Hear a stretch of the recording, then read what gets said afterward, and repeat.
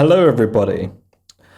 We just recorded a whole episode, and I forgot to hit the record button, and we lost everything. Well, we didn't lose everything because we're doing this remotely due to circumstances. And Matt recorded all of his, but my end, I did not hit the record button. So somewhere there's a recording of Matt just talking to himself for about half an hour. So apologies for that, Matthew. I hope no, that's fine. It happens, doesn't it? I'm sure anyone who's tried to do anything like this knows that, or has done something like this. Yeah. Well, it was completely unplanned, but we talked about some really cool things, and unfortunately, it's not going to come as natural this time because we've already spoken about it. I guess the challenge is to make it sound natural. Noble and loyal listener is trying to pick out when the improvised stuff starts happening. Okay, and we'll tell you because you'll hear this noise. Beep.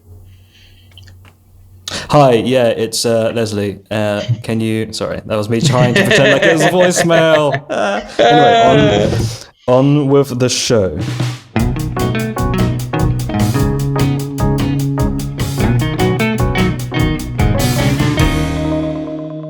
Episode 7. Hello there, and welcome back to Chatting Pitch. I am Leslie, and this is... Hi there, this is Matt. This week we're going to be talking about... Is it week or month? This episode, we're going to be talking about... there's an edit for Leslie right there. On this day. This very second. We're going to be talking about... in my kitchen. We're going to talk about... We spoke about sequels last time. Yeah. And I thought I'd come up with the great idea of stealing my wife's idea of talking about spin-offs. So we're thinking spin-off movies, Hobbs and Shaw, that sort of thing. I'm sure you know a few others. Well, tell you what, mate. Hobbs and Shaw, do you know what that's called in Japan? No, I don't. Do tell me. Well, in Japan, people don't know who Hobbs and Shaw are. Naturally, so they call it 1 to 10. Oh my god! No one is gonna. Right. I think the audience may have caught on us trying to improvise because you screwed it up. Well, the thing is, we were talking about the whole Hobbs and Shaw thing in the previous episode, and how when I went to live in Japan for a bit last year, Hobbs and Shaw was actually called Super Combo, which is what we call, bargain buckets over here. And but I do think that's a good title for Hobbs and Shaw. I think it fits. Yeah, you know what you're getting. I like it because you know for a fact that they are pretty super, and the two of them together create a combo. So, what other movies do you have, Matthew, that you've got on your list? So the ones I came up with. Well, let's talk about Memento. Memento, directed by Christopher Nolan. Nolan. I heard. I think it was like a review or like a YouTube video or something like that where they called him Christopher Nolan. And I thought, surely everyone knows it's not Christopher Nolan. That's just strange. It'd be even worse if it was Nolan. Nolan. Excuse me, Christopher Nolan. I don't know what accent that was. I was just trying to sound like someone else. Anything. It doesn't have to be a specific country. No. Your character there, he was well travelled. He's been everywhere. Anyway, what's your movie, mate? Yeah. I was thinking Memento, but Joe Pantaleone's character. Yeah. I was thinking it could be from his point of view, but making it a sort of wacky, farcical sitcom, maybe. What? A farcical sitcom? So instead of, the people who haven't seen the original Memento, Spoiler alert, it's about a guy who's got short-term memory loss. I love the fact that I'm explaining this again. It's a very meta joke for me right now. Very meta because we've done it before. We did it 10 minutes ago. So it's about someone who has short-term memory loss, and he's trying to find his wife's killer. But of course, I think you said, is it every 10 minutes that his memory sort of recycles? Yeah, I believe so. So the way that they've got the structure in the original film is like 10 minutes of him living out his life, and then he forgets what he just did. And then it's intercut to him tattooing himself, trying to like, you can tell which one's in the past and which one's in the present, because I think the present is in color and the past is in black and white or something like that. Or Yeah, it could have been the other way around. The scenes are in reverse order or something like that. But then if we applied it to Matt's sitcom idea, I already spoke about this already. Get a bit of deja vu. Denzel Washington. Hey! Matt just pulled a face like, you did a joke. But yeah, I was thinking it could be a sort of, in Frasier when they go to a cabin for the weekend, and it could be like that. And then maybe, his name is Lenny, isn't it? So Lenny is there in the cabin, but of course he keeps forgetting things. And Joe Pantoliano his character is just like, oh, he's forgotten again. And he's got to help him. The ideas that we came up with was how that's when the ad break happens. The first 10 minutes is just him going, doing X, Y, Z, and then at the end he's like, well, what was the catchphrase? You came up with a really good catchphrase. Oh yeah, so like how all those sort of cheesy sitcoms have catchphrases. I was thinking Lenny's catchphrase could be, I don't know if you know, but I suffer from short-term memory loss. And then that can be when the audience are like, ah! And then Joe Pantoliano, Joe Pesci, like whatever his name is, his character goes, Lenny's gone and forgotten everything we've done again. And then we will return after these brief sponsors. And then you've got the ad break, and then it comes back, and then Lenny's like, what are we going to do now? How are we going to make me remember? And then Carrie-Anne Moss and the rest come in and try to help him remember. Yeah, but they've made Carrie-Anne Moss the love interest as well. So there's a whole will they, won't they? And will he remember it the day after? That sort of thing. Like a Ross and Rachel thing, but Ross has short-term memory loss. Yeah. And and then towards the end, I suppose it would be like Friends, but after that, that episode where Monica tries to hide the fact that she hit Ben, Ross's child's head.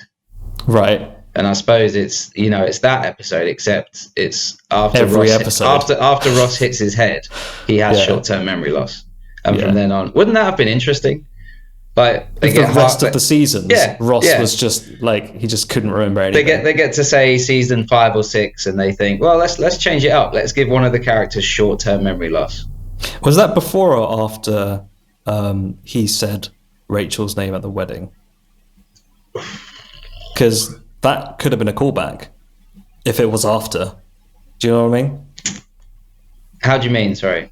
Because he forgot he said Rachel. That was the name of his bride-to-be. Oh, so instead of it being because he loves Rachel, it's actually just because he has short-term memory loss. He has short-term memory loss. Who are you? Where am I? Yeah. What am I doing?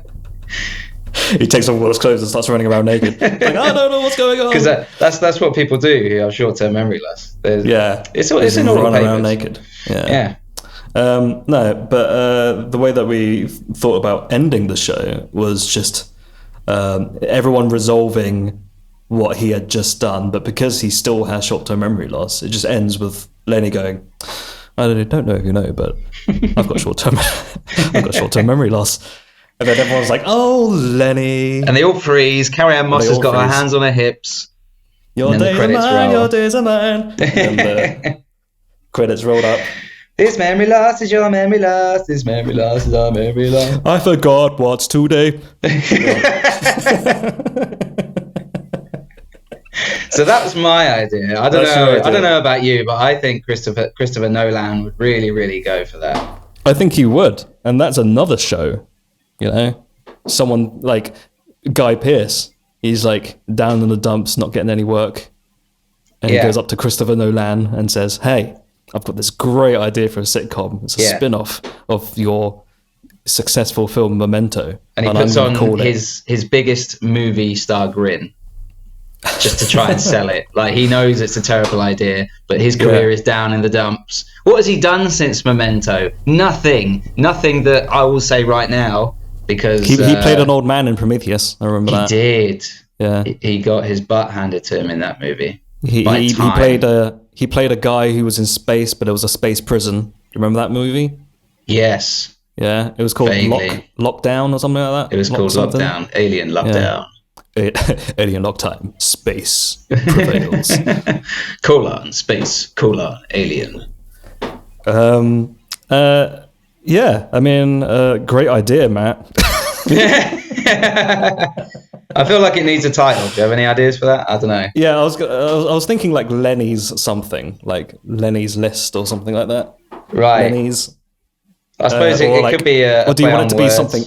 A play on words with Memento, or play on like Lenny's Days, but instead of like DAYS, it's DAZE. Right, because he's like a bit dazed and confused. Well, he's not really in a daze at all, but this is a cheesy 90s sitcom, and it doesn't matter. It doesn't have to make sense. Well, if it was a cheesy 90s sitcom, it would just be called Lenny, wouldn't it? Oh, you remember like Frasier, and you had what's the one with Ted Danson in it? He had his own show. Do you know what I mean? Yeah, Ted Danson had his own show. It was called something. I know he was in Cheers, but he was in Cheers, and he had his own show based on that show, based on that character from Cheers. On Ted Danson sitcom, Becca. It was called Becca. Ah, yeah. And I suppose I'm pretty sure if it's a 90s sitcom and it's called Lenny, so you'd have like big bold letters, and the Y would be a really long loopy Y on the title. But then also it should be called Lenny with a question mark. Like Lenny? Lenny? Or it's backwards. So it's you know. Or it's Lenny at the start, but when they return from the messages, it's like the title card comes up, but it's Yanel.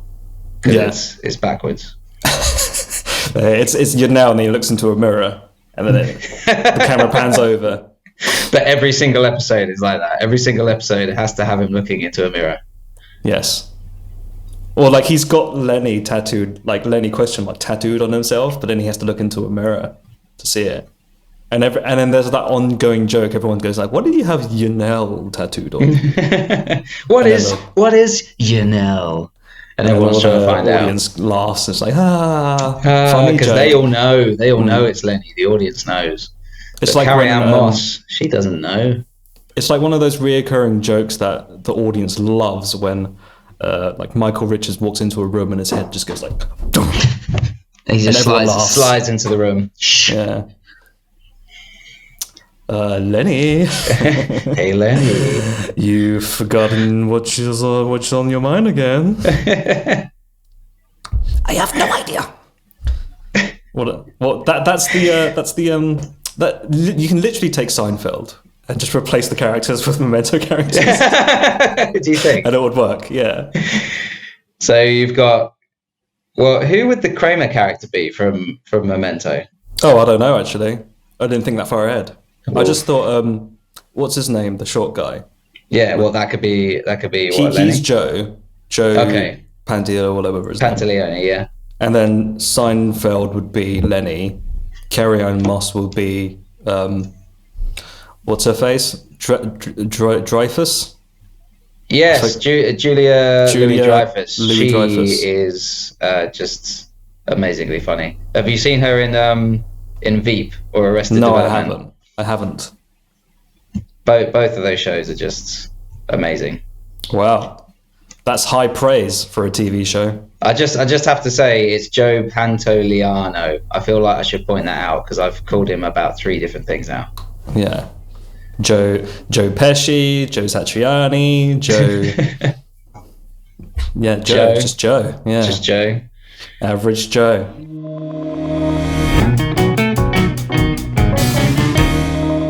Let's try and wrap things up and talk about the other idea that we had, which was completely off the cuff because usually, most weeks, when we do an episode, if I am trying to think off the cuff of a movie idea that I want to think of, I have my trusty shelf of Blu-ray DVDs, and because I've recently moved house, I don't have that.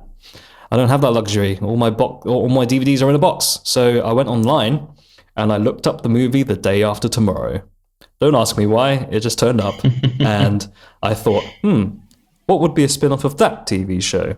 Oh, sorry. What would be a spin-off of that movie? The Day After Tomorrow, which would be technically Tuesday. Yeah, because we're recording on Sunday, so we're recording on Sunday. Yeah. Yep. So what would happen then? Well, I don't remember what we talked about. I think previously I think your first idea was the day before the day after tomorrow, which was the day before the day after tomorrow. What day? If today is Sunday and the day before the day after tomorrow, that would just be tomorrow, wouldn't it? That would be Monday. No, that would be today, wouldn't it? Would it the be day today? Before the day after tomorrow would be today. So the day after tomorrow is Tuesday, right? The day after tomorrow. So tomorrow is Monday. Yeah. So the day after tomorrow is Tuesday. So the day before the day after tomorrow would be a Monday. So tomorrow. So on Monday, something happens. Yeah. So on Monday, it would be. I think it was like Jake Gyllenhaal and Dennis Quaid. Jacke Gyllenhaal. Sorry, Jacke Gyllenhaal.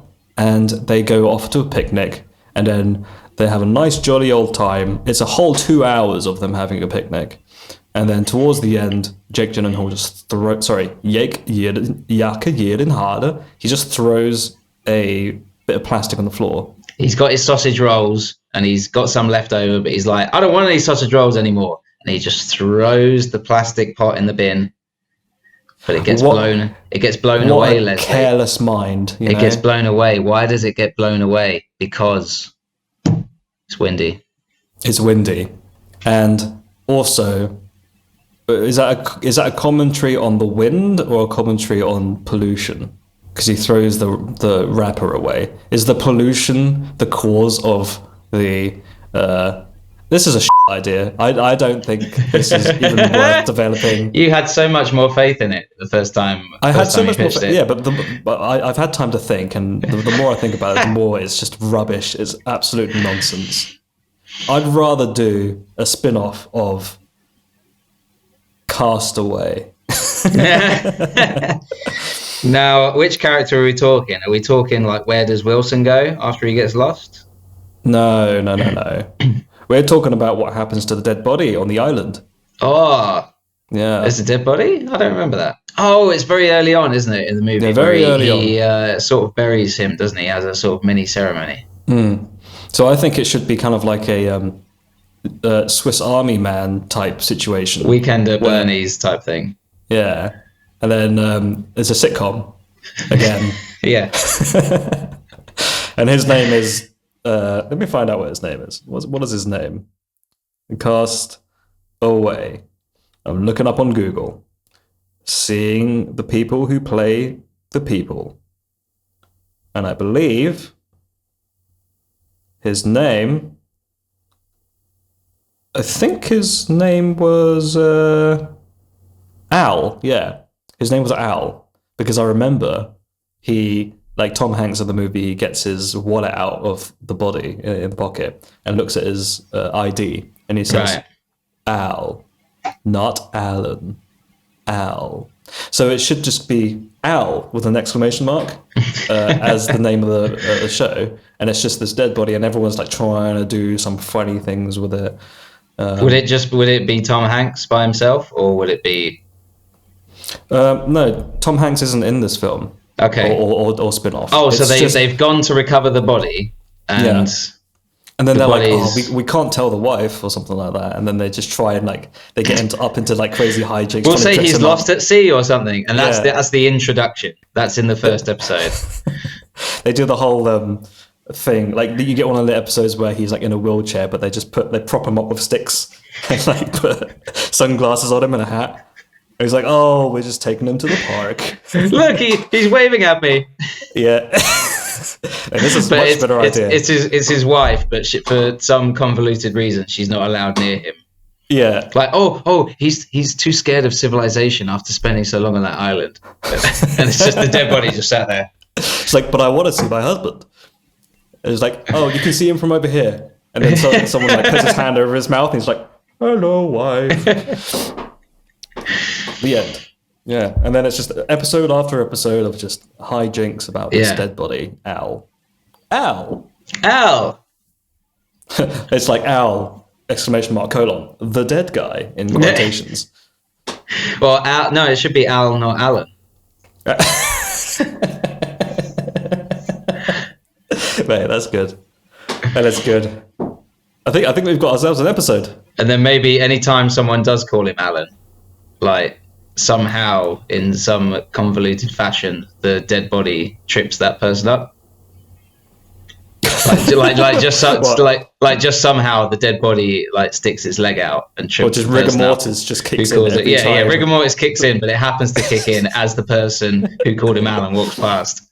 Because when you say Alan, it triggers a frequency for the dead body to kind of just go, his leg just goes up and trips someone over. Yeah, so that's why it's Al, not Alan. Yeah, and there's like rigor mortis in his arm, and he like punches you in the nuts or something. I don't know. And then we could do a kind of Lost. You remember Lost? Right. There was that format where it was like present day, past, and you always had these flashbacks. And then one of the flashbacks, it kind of explains to the audience that when he was alive, he had this tick. Every time you called him Alan, he would accidentally like jolt his leg out. Right. And then it's carried on through his afterlife. And now his rotting corpse still does that every time you call him Alan. So the question is, like, his body may have died, but maybe, somewhere in there, Al still resides. And maybe towards the end, like the season finale, turns out he was alive the whole time. He takes off his glasses, he peels off his skin. He's like, it was all prosthetics. It was all a chemical peel. I was just waiting for the cucumber to wear off, that sort of thing. Yeah, the whole what time. A show. He had cucumbers on his eyes, but he just never showed it. Anyway, I think that's it. I think you've got your Memento show. I've got my Castaway show. Yours was called Lenny, and mine's called Al. Not Alan. Al. Great stuff. I was thinking you could have. Have you ever seen Now You See Me 2? No, I've only seen Now You See Me 1. I was thinking you could have Now You See Me 2. Kind of similar premise. There's a bit of a heist going on. Yeah. And there's a bit where they go around London at the end.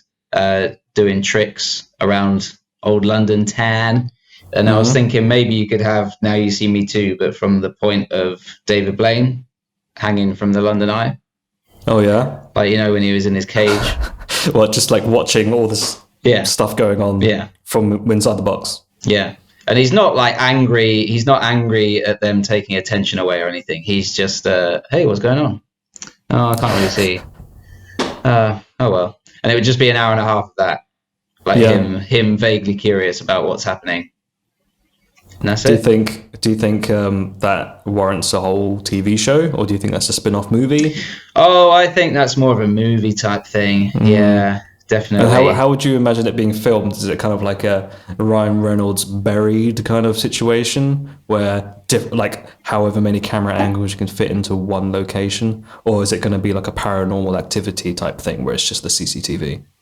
I haven't seen either of those films, so I'm just going to say that the camera is definitely going to be there. Okay. And on that note, do you have any more ideas, or are we done? I came up with one last one that I think is pretty good. Go on, you know the Avengers movies. Like I feel like the ones about the British spies, right? Yeah. No, Avengers Assemble as it is in this country, Leslie Way. Oh, sorry, I got confused because when you said the Avengers, I thought of the British one. Don't worry, it's my mistake. I do it all the time. When I say, "Hey, Dad, did you see the latest Avengers film?" and he's like, "But there was only one, starring Ray Fiennes and some other people." It's very confusing. No, I was thinking, the Avengers film. Yeah. You looked at me with utter seriousness there. It's very confusing. I thought, it might be good to have spin-offs with, like, that Iron Man guy. He just seems really interesting. And I feel like he should have his own individual movies. Oh, you mean Tony Stark? Yeah. Well, Hang on. Yes, I agree. Thank you for that really long pause there. That's okay. What if it was from the point of view of Jarvis? No. What if Captain America had his own movie? Oh, That'd be good, wouldn't it? that'd be so good. I reckon you can get at least 2 movies out of him. No, I think you can get 3 movies out of him. You reckon 3? You can stretch to 3. Yeah. But hey, you came up with it, mate. So Yeah. let's go for 3. 3 Captain America movies. You can make a lot of these things. You know. What's the other one? There was that guy who was in the Avengers as well, who also could do with a movie. Is it like Saw? Was his name Saw? I think it was. No, they've already made Saw movies. Oh, There's like 11 of those. that would be a great spin-off from Saw. Actually, I think they're already making a spin-off of Saw, starring Chris Rock. I'm not even doing a bit anymore. This is. I think I milked that joke dry. I honestly thought you were going to keep going with it, and you were going to say like they've already made a spin-off with this guy called Chris Rock. It's called Thor. No, but all seriousness, I do think Iron Man movie would be good. Yes, I think you could get at least. I think you could get 2 good ones and 1 really one. Yeah. Who knows what order they might come in? They should do a movie about, like, you know, when he's at his public gatherings and they're all like, "Woo, yeah, Iron Man, yeah, woo, I love you, Iron Man." They should just do like one movie about one of those guys and call it Iron Fan. Oh, that's a good one. Maybe it could be Iron Fan, the guy from Iron Man 3, who's got the Tony Stark tattoo on his arm. It could be him. And then he calls himself the Iron Fan, and he has a bit of an identity crisis. And he's like, "Am I an Iron Fan or am I an Iron Fan?" And then he starts taping like fans all over himself, trying to like be. And he tries to save the day. Yeah, it's like everyone keeps calling me Iron Fan, but I don't have any fans. and then he gets fans, So like, actual fans, because he wears fans. But does he wear the fans? now, are they genuine fans, or are they the sorts of fans that are like laughing at him? I'm talking about like ceiling fans. Oh, okay. He attaches actual fans to himself. Yeah, and actual fans. And then tries to defeat Thanos. And because he doesn't have any fans, so to speak, like people who follow him, he just gets other ceiling fans and sticks like people's faces on them, and he pretends like he's got loads of people. He achieves flight by attaching like a big ceiling fan to his back, and then he does actually manage to fly at the end. And then the final frame is him, you know, in the air. It's a close up of his face, and then it's his expression as he realizes that the fan has stopped and he doesn't have a parachute, and that's the end. Yeah. He doesn't have a parachute because the fan chopped it up. Fan chopped it up, spinning around. Yeah. He just looks down. There's just a million little pieces. Yeah, design flaw. He'll have to fix that. Yeah. Because when he falls down, he dies, and Iron Man takes his body, and he's like, in the memory, in the honor of this man, I am going to do a Weekend at Bernie's situation with him. And he just attaches loads of fans to him, and he puts him in a wheelchair, and he plays around with his fans in his arms with sticks. And this movie is not going to be part of the MCU. It's just going to be one of those movies on Disney Plus, but like right at the bottom of the list. Iron Fan and Iron Fan 2. And they'll deliberately put like an asterisk or like a symbol at the end, at the beginning of it, so that it's right at the bottom. It's not even in the alphabet. Right. So no one can. you have to look really hard to find this movie. And they don't have an asterisk like in the search. Like on the keyboard? No, you can't search by symbol. No, so you can't search for it at all. And then people are just like, "What is this movie?" Yeah. And then they watch Iron Fan, and it's directed by like Matt and Leslie. And unfortunately, the one person who does find it on Disney Plus accidentally watches Iron Fan 2 first. Says, "Oh no." Wait, I think we've got ourselves a film. Right, on that note, I think we should wrap things up. Yeah, I think. I mean, there's scope for tons of others. So if anyone else if any of our listeners happen to have any of their own ideas, what should they do, Leslie? What should they do? Oh, they should follow us on Twitter. They should keep it to themselves. Oh, okay. We're the professionals.